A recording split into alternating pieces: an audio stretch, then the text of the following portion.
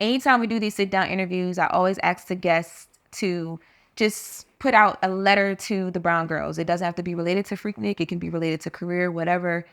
Just something that they can take with them for days to come. So, Jermaine Dupri, to the brown girls that are watching, what do you have to say? You said a letter? A letter, words of advice, anything. A letter? What you want me to? No, you don't gotta write the letter. Just something that is heartfelt. When you say a letter, it's like... My girl Loren Lorosa. Grinding. Brown girl grinding. This is literally a movement. I'm the homegirl that knows a little bit about everything and everybody. Brown girl grinding with Loren Lorosa. And get it poppin'. What's up, guys? It's Loren Lorosa, and this is Brown Girl Grinding with Loren Lorosa. And today, Brown Girl Grinding with us, well, Brown Guy Grinding, right? Jermaine Dupri, the legend, the icon, the man himself, and you got the socks. Yeah. And so this is like a staple thing now. No, it's not. It's I'm gonna say this because I think it's my last interview today. It's the last time y'all gonna see the socks. Why not? I mean, you said they sold out at LV. I saw you on Sherry. They are sold out, but I mean, I don't think people understand. Like, it's not. I never did this like to make this a thing. It's just like, yeah, the people made it a thing, and I wore them again because I did Sherry. You know, and she was talking about the socks. So I wanted to make sure she saw them up close, but it's not really one. You know, it's just I wear clothes. You know what I mean? So.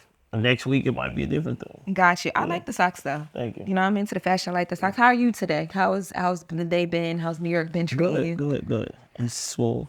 Yeah. So, I know you have Freaknik, the wildest party never told, happening this week. Yeah. Dropping on Hulu this week. Yes. And I'm excited for it because I think, for me, I've always heard about Freaknik. You know, people have tried to redo the parties and throw the vibes, and we dress up and, like, act like we're at the Freaknik, but we don't really know nothing about it at all. So I'm excited to get to learn about it. And I saw an interview where you were like, this should be like a part of history. This is Black history. Yeah. What do you think is like the biggest thing that someone like me, who I've literally only ever heard about it, and I'm hoping my aunties is not in this documentary, what am I going to take away from it?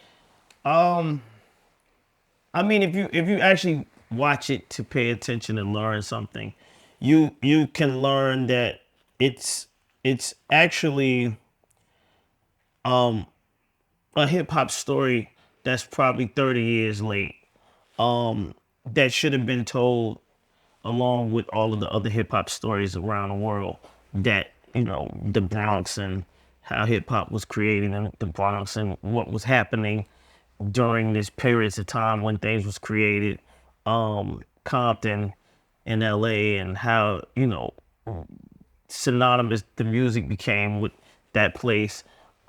This is basically one of those same type stories. Atlanta, the rise of Atlanta and the rise of Southern hip hop in Atlanta, was all because of Freaknik. And it was like, you start to realize that this moment, how important this moment was. It's not even about that. That's the thing. Like, when people talk about Freaknik, they talk about the parties and trying to mimic the party. But right. The moment itself is probably one of the most important moments, or the different years that it happened. It's probably some of the most important moments in the music of Atlanta, and making the music of Atlanta be what it is today. Talk to me a little bit about like using Freaknik as the vehicle that it was. Like I've been watching a lot of like the stuff as it rolled out because I was interested in it from the time it went viral. Yeah. But when I heard you talk about the fact that, like, you know, y'all went and got like, you know, the everything branded, the t-shirts, the rags that people was outside sweating, people stopped at the cars, you're running up, giving out the tapes. I'm like, yo, this was like forget a press run. You put everything around Freaknik, you can make songs, the biggest songs out of the South. You could, like, what was that experience like, especially with So Def being the go-to in Atlanta at that time? I mean, well, this is, like I said, this was a teaching moment for me, because it was like, I always wanted my label to be, you know, synonymous with the streets of Atlanta, but I never had a moment like Freaknik. that could happen that showed us that we can take advantage of all of these people at one time in our own backyard, right? So Lil Jon, he wanted to do this social death based compilation, and he wanted it to come out during Freaknik. He wanted to shoot the video. I think we shot the What's Up video like the first day of Freaknik, or maybe a week before Freaknik, and then we shot the Mabu video during Freaknik weekend. And it was just like all the DJs, all the people from out of town. Once you start looking at that and saying, we trying to make people discover our music, we want people to hear music. Right. This is the most people that we can get to from a manual standpoint, period. All in one place. Yeah, all in one place. And all being in a place of ours. So if we run out product, we can go right back to our office and get more. It wasn't like we flew, you know what I mean? It was like a thing that was like, it almost felt like someone was giving us this chance to do what we did. And you can mess it up if you wanted to, but everybody took advantage of it. Like, you know, when you see the Doc Shanti from LaFace is talking about what they did with Outkast, they basically was doing the exact same thing, but we just turned the volume up a little bit more because we had already. I felt like I was the streets of Atlanta, as far as music goes, and I saw it as an opportunity to brand my company. And the Bass All Stars didn't have really an artist that we was connected to. The Ghost Town DJs, Mabu, the name of the group is Ghost Town DJs. That means it's no actual, they're ghosts, right? You don't know who that is. So that person became the Afro man that represents So there. Which is insane because all of this, and you were what, like 16 years old? I was during this time? I was a Freaknik? I was in my 20s when this happened, because this was 94, 95. Okay. The years prior, 91, 92, I was 19. And y'all were moving then though. Like, I was moving around driving. My company didn't start till 92. Gotcha. So early before that, I was moving around, I was driving around looking to see what's happening. But then Social Death was created in actually 93 with Escape. So, you know, the Escape coming out, passing out Escape's tape during Freaknik, all of that. Every time somebody came out, whether it be the Brat, whether it be Brat or whatever, it's just like, here's this sampler. You in your car right now, and I pass you a sampler. You can't go nowhere because the traffic is there, right? So the next car, you go to that car, you pass them a sampler. It just was like a manual working thing that, as long as you had the personnel to facilitate, you was getting all this product to all these people. That's and insane. Before, it's not sorry to cut you off, but before you even walked away from them, you would hear them playing the music. And you got the real live reaction. So it's like, for us, I think the closest thing we got to that right now is like just being outside in the club or like day part, like any type of social gathering. Because we don't have, even when you throw a big block party, I feel like, I don't know, Freaknik, in the way that the trailers and everything that I've watched are set up, it felt kind of like a big family cookout. I don't know of nothing right now that I go to that kind of feels like that. Outside of Essence Festival, but even that is so many people and so much surrounding it, you kind of disconnect a little bit. Well, I will say Essence does feel like it. And Essence actually is what Freaknik should have become. Because Essence, what you're saying about Essence is that it's a destination with Essence. The problem with Freaknik is Freaknik didn't have a destination. Everybody was just in the street partying. No destination, nowhere to go. And that's why it became out of control. Right. With Essence, when you're out in the streets and you see people out in the streets, they all are getting ready to go somewhere to the Dome. Right. They're going to the Superdome. You know what I mean? Because 60,000 black people inside the Superdome. Last year, I know when I performed, there was 60,000 people there. They're all headed to that dome. They might be outside all day, you know, downtown on the streets and all of that, looking around in New Orleans. But at a certain point in time, they get off the street and they go inside. Right. And that's what Freaknik didn't have, and that's why it came to a halt. So before we get to, because I kind of wanted to end on the Hulk, because I think that that's important to talk about as well. But before we get to that, you mentioned the Brat, and one of the things that I always thought was interesting about your journey with the Brat was the fact that in the beginning you were kind of hesitant, like you didn't really know kind of where it would end up because female rap was viewed at, like, in your words, low on the totem pole in the 90s, right? Yeah. And I think right now, female rap has had such a wave where everybody's like, oh my God, who's the new girl? But then you have people that will come out like a Joe Budden and say, female rap wave is over, right? So for you, for someone who facilitated some of the biggest names that we know in female rap, how do you feel today? Do you feel like that wave is over? Do you feel like there's still like that hope of things? Well, I mean, you know, I caught a lot of flack for what I said about female rap, that. right? Yeah. And and it was crazy because people almost treated me like I didn't create the first female rapper to sell 1 million records. Brat, you know, that's her, she was that first female. I feel like female rap,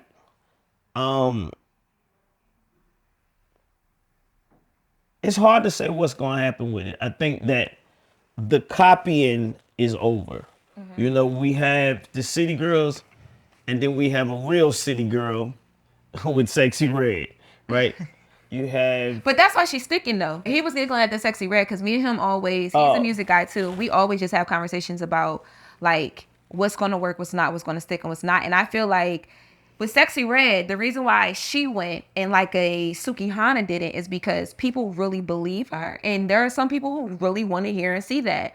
But because of a Sexy Red and the success that she's seen, a person like a Joe Budden will say only the cream of the crop is going to rise, like a Lotto or kind of sort of a Cardi B. And I think that the conversation you started then, even though people were upset, is coming back around again because it's getting saturated. And yeah. It's just, I think the copying is not gonna keep going, right? Like I said, you have the city girls, you have Sexy Red. Just that's it. You might have somebody else that tries to be in that space, but those are gonna be the ones. And when we say that's it, I think he's talking about selling, and he's talking about streaming. People say they don't say selling, Jermaine, just streaming. And I think that's what that, you know, just from a successful standpoint, I think you're gonna have those that the names are gonna stream, and those that's copying those names, they just gonna be a copy. you were really big on, even when you just talked about Freaknik and getting the music to the people. They sit in the car, you could watch the reaction, you got to listen to the tape. Getting to the people. And I think, you know, a lot of artists today don't even really fully understand that, but we're starting to see some of that cream of the crop artists get back to do that. We got Offset, who's out on tour now. He's going viral because he's dancing, you know, like he's doing things we don't normally see rappers do. But then you have a JT, right? JT said, I'm going to do a tour solo. I'm going to hit these small local places because I really want to touch the people. Do you think that today in 2024 is a method that will actually sustain, or do you think that it only worked for certain artists? JT From the City Girls. Oh, I didn't know she was going on. Yeah, she dropped a solo, and when I saw it, I'm like, oh my God, we never go get a City Girls collab tour because now she's going by herself. Oh, okay. And then she kind of further explained it. She said, you know, she wasn't here when we got to know the group. She wants people to get to know her, so she's going out with the song she has, and she's doing like local clubs, bars, and really touching the people. Oh, okay. And you asking, do I think that works? Will it work? Will it only work for, like you said, we have the City Girls and we have a Sexy Red. Will it only work because she's JT from the City Girls? Or could another artist do that and build that way and actually have longevity of a career? Yeah, I mean, I feel like any female artist could come out right now and that's rapping, and that's not rapping about the subject matter that they're rapping about, and she'll blow up. Like, it's so easy to me that, and I don't see why, but I see the game different than other people, so I guess they see it. I don't see. You're not a hater. I just don't see copying as a means to success, right? I'm always looking for the hole that you can slide into. I got you. Pause. I'm always looking for the whole pause. That you know, that can get you that everybody's not looking at, right? So I think that's that's what I'm saying. I'm looking at the female rappers and I'm saying, okay, Building a these brand. city girls doing this person doing this, JT's doing this. You could go in here right now, and if you rap da da da da da da da da, and your whole flow was different, and you wasn't about showing your body, and it was like you gave people different things to talk about and think about, you will create a different wave. And I think that's what Joe is saying. It's like it doesn't seem like female rappers want to create a different wave. Right, like the street team and the running out. Yeah, and I mean, Cardi B, I think she said this when I made my statement. Cardi B said, I be making them type of songs, but y'all don't like them, right? Yeah. And I feel like that's But it's like when you first brought TLC to the scene at the time, weren't even called TLC, right? Mm-hmm. People weren't fully invested into the music. They just thought they looked good. Well, I mean, I don't think we even had music we had. But people didn't even really want to know that they were like. It was just, I mean, because they're beautiful girls, but it was a thing of like one of the interviews I watched. I forget the guy's name, but he literally said, he was like, yo, when they came in, we were just like, yo, they fine as hell. Let's take a picture. We didn't even know they did music. You know what I mean? And I think that women still kind of get stuck in that space sometimes. So I think that that's where Cardi's probably from. But I think that female rappers, I feel like female rappers need a male quarterback.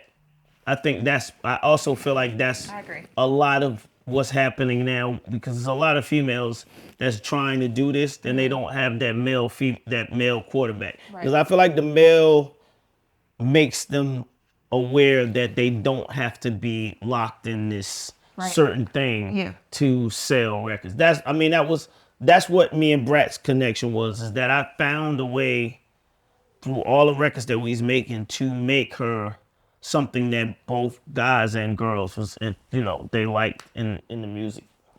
That's tough. Okay. So I never thought about it that way. So getting back to Freaknik, right? So we talked about the music, Freaknik combined because it helps to get the music bigger. It's kind of like a vehicle at this point. It gets so big, in the documentary talks about this. It gets big to the point where it's like, now police are having to come out. There's barricades. They're trying to do crowd control. The over-policing is happening. There's so much going on. And this started from like just a picnic in the park, like wanting to do something because kids couldn't go home for homecoming or go home for the holidays or whatever. And that kind of creates a lot of negativity around it. Like there were things going on, like there, sexual assault allegations and people running into the police, and that turned this big vehicle that you guys are able to use as business into something that now is they're trying to water it down and take it away. What was that part of it like? As a label owner and as Jermaine Dupri, but also just as a black young man in Atlanta, just trying to, make it to the next day. Well, I mean, me being young, I didn't see the dark side of Freaknik. I didn't, not while it was actually really happening. And so it didn't really affect my company. The fact that it was leaving was what was affecting my company. Like, damn, we getting ready to lose our whole little marketing thing that we've been using for the last 2 years. That was more or less what I was thinking. But the dark side of Freaknik, it's interesting because Freaknik is not something that you can pin on someone, right? So if something happened, like the lady that's in the doc talking about she got raped or she got pulled out, whatever they called it, it was nobody that she could actually blame, right? It's like if you drive to New York and you hang out in the street and this happens to you in New York, it's nobody you could blame. It's New York. This is a crazy city, big city of dreams, whatever it is. And that's the same thing that was with Freaknik. And this is partially why Freaknik had to end, because Freaknik was a picnic that was created by kids that were going to college that couldn't go home for spring break, right? And they created this picnic for other kids that was in college that didn't have money to go home. Right. But they created this picnic with no money. They was giving each other food. It was almost like Burning Man.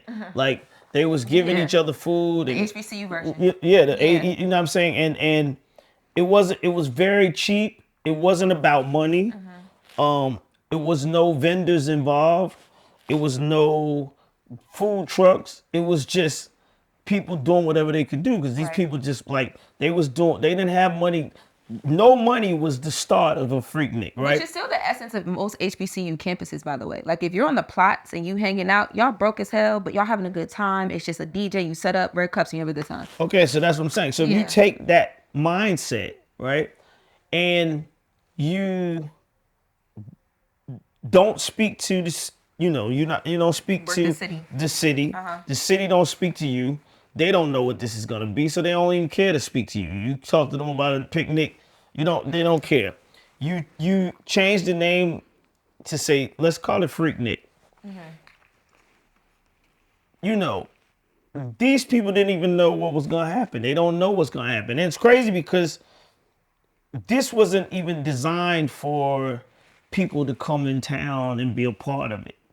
So the odds of this even happening were, slim to none. And what happened, I mean, the odds of what happened with Freaknik happening was slim to none. And then it's crazy for me to even think about it because if this would have never happened, so many other things wouldn't have happened. Right.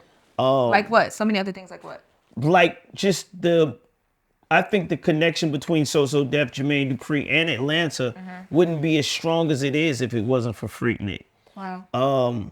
The rise of Southern hip hop that we know wouldn't have happened as fast, and I feel like it wouldn't have been as dominant as it is because Freaknik was like people came to Atlanta and they took this music back to where they came from, and then they friends got hip to it, and then they was listening to it in their cities. Right. So there was like, oh, now this Southern music is in Virginia. Oh, now this Southern music is in DC. Right. Oh, Southern music seemed like it's taking over. You know what I mean? It just seemed like it was just like walking and just grabbing all of these places, and it was all because of Freaknik. Are there any artists that we wouldn't have today if it wasn't for Freaknik? Like, was there any artists that you feel like Freaknik propelled to the point of like, if it didn't happen, we wouldn't even have those artists? You might not have Luke at the height of what Luke Skywalker was. Really? Because Scarred and all of these records was made because of Freaknik, because he was making music, don't get me wrong, but Right. the heighten of the music, the everything that was going along with the music made it even better. So I don't know if that, and Luke talks about Miami not really supporting his music. That's why he kept coming to Atlanta. So yeah, if Because he Atlanta, would mention Atlanta in certain songs. yeah, that's what I'm saying. And I never realized. I thought it was just like I kept producers. wondering why he was doing that as a kid and a producer. I'm like, why was Luke saying Bankhead Bounce in this song? Like maybe he got a cousin over there. Yeah, something, right?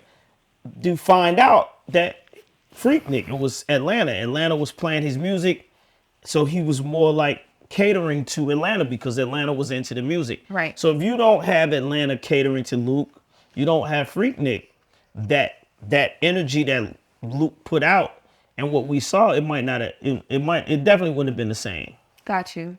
So last question for you. What is it that you want to see happen from this documentary? When it was announced, it went crazy viral. When people watch it, I'm sure there's going to be a lot of conversation online on both sides of it. Should it have continued? Should it have not?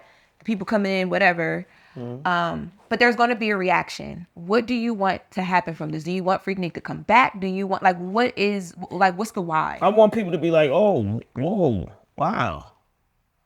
I didn't know I was going to learn something. Because I feel like once that happens, then that opens the door for more Southern stories to be told. And, I got Magic City waiting for y'all to, as soon as y'all get through watching this. That should have been in the can. It's Okay, so it's in the can. So we're going to get that. The Magic. Yeah, I showed both of these at South by Southwest. Got you, okay. But yeah, so I think that's the thing I want people, when I did Angela Yee today, that's what they said when I walked in there. Like, we thought this was going to be so much different than what it was, and we like, wow, I didn't know we was going to learn something. And I think to me, that's the most important part, because this is, like I said, like you said, I said, we came in here. Like you said, I said when I came in. The history is history. You said that it's, I said Black history, and that's what it is. It is a Black history moment that Black people were trying to act like they were scared to even talk about. You know how that is though, right? What? Because a lot of people feel like you get one shot. So if anything's classified or shown in the wrong light, the wrong person gets caught on the camera, it's like whatever you got going on, boom, it's over. We've been conditioned to feel like a scarcity mindset. Yeah, but I mean, if you went to college, I didn't go to college, but if you went to college, I had a good time. Exactly. Don't show no footage. None of y'all. If you went to college, from what I've heard from college kids is that this is part of life. This is what happens in the frat houses. This is what happens. It's partying. Wild partying. It might not be sexual, but it's still wild. It's drinking, whatever it is that's happening. It's happening in college, and I feel like if you want to talk about HBCUs, this is a part of their history. This is a part of their culture. Yes. And unfortunately, like I said, you can't blame anyone for anything that happened that's bad. And that's the beauty of this documentary, and that's the beauty of Freaknik, because you might want to blame somebody, but there's nobody you could put your finger on and be like, this happened because you. These kids that did that, they didn't have nothing to do with that woman getting raped, and they didn't know. They didn't decide to make people come to Atlanta. All they did was like created something, and I'm still trying to find that out, because today, doing all these interviews, I definitely have been like, you know what? It had to be something else they said, because it's a lot of people that did weekends like Freaknik. They just didn't turn into Freaknik. So what was the sauce? I'm still trying to figure out what was, and it always narrows down to the word freak. Is freak that word that means that much to Black people at this particular point in time? And it just drove people to drive and come to Atlanta. I think it's the culture freak. Too. You got the celebrities that started pulling up, the rappers, the music, the wanting to be on the scene, the fashion. Like anytime something gets when culture surrounds something, it's like it's inevitable, like it's locked in. So I think but there was no social media, so you didn't. If you was in Brooklyn or Queens or wherever here, and you heard about Freaknik, you heard about it. You didn't hear. Oh yeah, you didn't see nobody. I couldn't get on TikTok and see a review. No, it's nothing. I don't know nothing about anything I can't review on TikTok. You can't see. You gotta hear somebody tell you, okay, yeah, y'all should come up. Y'all should come to Atlanta. Right. That conversation is not, you should come to Atlanta, because Usher and JD and nobody's doing all that. It's a quick conversation. It'd be like, they got this thing in Atlanta called Freaknik. Everybody just be outside partying, da-da-da. Y'all should drive out there. That was the conversation. So I don't think that it had any, thing around it that made people want to come. It was just that, I don't know, I think it was the word, freak. Well, in closing, as we figure out the word freak, in closing, we do this thing. The platform is called Brown Girl Grinding. So when I started the platform, it is a community for Black and brown women, predominantly Black women, to just have a space, to have conversation, to learn about things. Anytime we do these sit-down interviews, I always ask the guests to just put out a letter to the brown girls. It doesn't have to be related to Freaknik. It can be related to career, whatever. Just something that they can take with them for days to come. So Jermaine Dupri, to the brown girls that are watching, what do you have to say? Okay, I would say this. In me being promotion fashion, watch Freaknik Thursday. And what you should get from Freaknik is that 5 kids that went to college that didn't have anything did what they could do with whatever they had and created a cultural phenomenon. And if you don't get inspired by that, then you probably should just figure out something else in life to do, because that in itself is an amazing feat, to basically say we don't have anything and we're going to do something for other people that don't have anything, and that thing turns into this. That's motivation. That should be motivation to anyone out there that's claiming they struggling, that claim they don't have nothing. that think you need the world to do what you got to do. You don't. You can do whatever you want to do, as long as you put your mind to it. I love that. Thank you so much. All right. I appreciate you.